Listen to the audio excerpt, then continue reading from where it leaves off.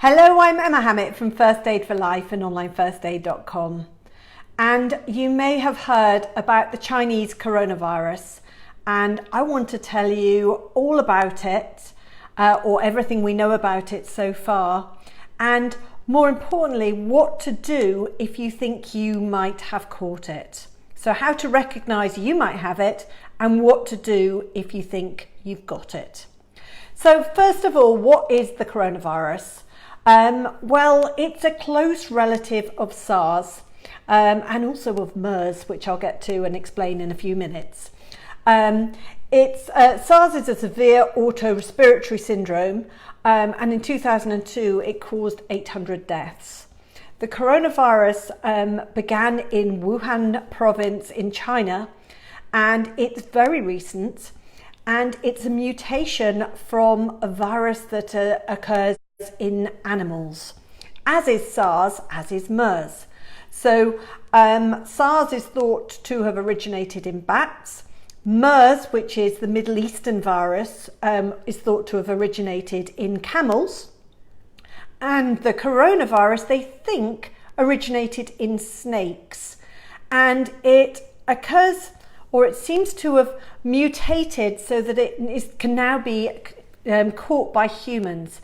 But originally, the people in Wuhan province went to a local market, an animal and fish market, and it appears that they contracted the virus by eating whatever was infected. The same as in the Middle Eastern virus MERS, they contracted the virus by eating infected camel meat or drinking infected camel milk. So it appears that initially the first contact happened, or the virus was contracted by consuming infected animal products, and then somehow it mutates. Now, what is a coronavirus? Well, a coronavirus is a group of viruses, and this particular one is the Chinese virus, the Chinese coronavirus. So the coronavirus is a group of viruses which includes a virus that just causes the common cold. And the issue with this particular strain is it seems to have mutated from the animal type, and it's consequently more unpredictable, and it seems to be more serious, and it seems to cause really hefty pneumonia in some people. Now, until very recently, people dying from pneumonia following this coronavirus were older people or people with coexisting conditions. So they were generally sicker and more vulnerable. However, very recently, there's been a 36-year-old, apparently young, fit guy who has died. And then today they're saying that one of the doctors, they're not sure if they were actually treating the person, but there was a 62-year-old doctor who had died from the virus. So it appears it's getting more virulent. Today they announced as well that a 2-year-old has been admitted. They are stable, so they're not one of the fatalities, but the virus you can catch it at any age. Now, they're trying to stop it because they are very worried that they could have another SARS epidemic or pandemic on their hands. Now, they've learnt an awful lot from SARS. Now, SARS occurred in 2002 in China, and as I said before, it was a severe acute respiratory syndrome, SARS, and it resulted in more than 800 deaths.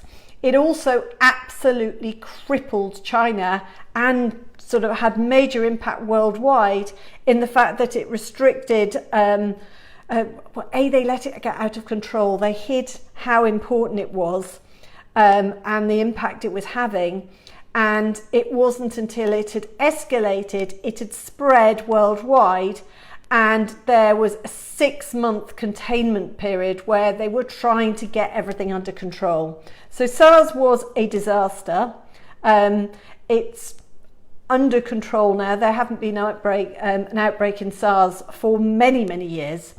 But China have learned from this, and hence with this Chinese coronavirus, they were very quick to both tell people there was a problem. So they identified a cluster of cases in Wuhan province. Initially, all the people infected had visited this particular market. It's now spread beyond that, but that was the initial outbreak.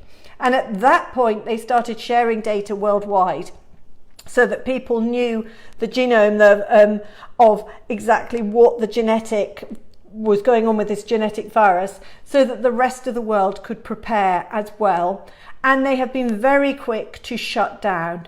Now, it's a rotten time of year for this to happen in China, with Chinese New Year happening, at the moment.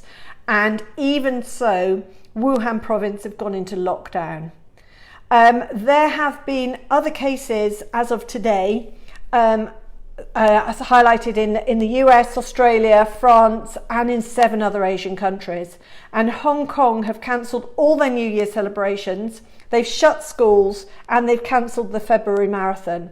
So they're taking this very seriously, and they've issued a health emergency. So as I said before, there's been 41 deaths, all in China at the moment. And the youngest of those is 36, and then it goes up into people in their 80s. So what are the signs and symptoms? Well, they appear to be sort of, at the moment, it could mutate at any point, but at the moment, it appears that the majority of people, it's very mild. So for the majority of people, they have a dry cough, flu-like symptoms, they have a fever, they feel extremely tired, a bit achy, they have a cough, they might sneeze, but they're not producing a huge amount of snot. It doesn't tend to cause the runny nose or blocked nose type of cold type symptoms. Tends to be a dry cough and feeling a bit tight in the chest, but generally not too horrendous. However, one of the major complications is pneumonia. So if you're feeling like that, first of all, please don't go to your GP. Stay at home, contained, get medical advice over the phone, so phone 111, and be very, very careful with your coughs and your sneezes and your hand hygiene. So wash your hands like mad, please.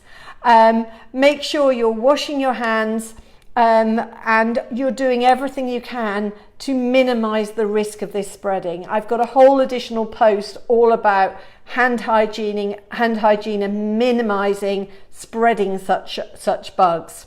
So if we're all doing our best with that, then that will help too.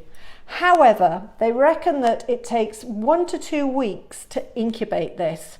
So if you've been in contact with somebody who you think could have been infected with the coronavirus, you need to be very careful that as you start coughing and sneezing, or even before you are, that you could inadvertently spread this virus.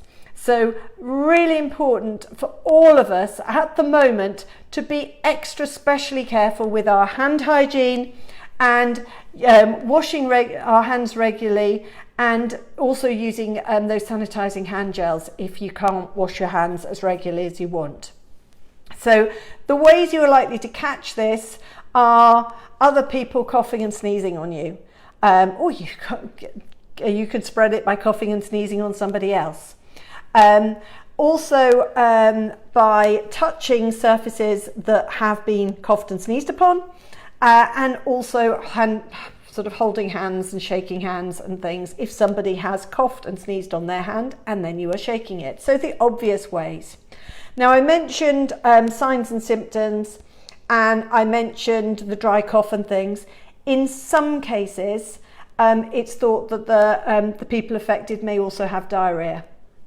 So it's rarer, but it occurs. Same as it did with SARS. So although SARS was acute respiratory syndrome, some people had diarrhea. So again, hand hygiene, be very careful and make sure that you're doing everything possible not to contaminate. They're saying, please don't turn up at A&E. Please don't go to your GP. If you think you've been infected, and you need additional help, then phone 111 and get extra advice over the phone. If you're seriously ill, phone 999 and tell them that you are seriously ill and you think it could be the Chinese coronavirus. They will very swiftly come and help you and give you all the help that you need, but they'll do it in a way where they will not risk infecting the rest of the population.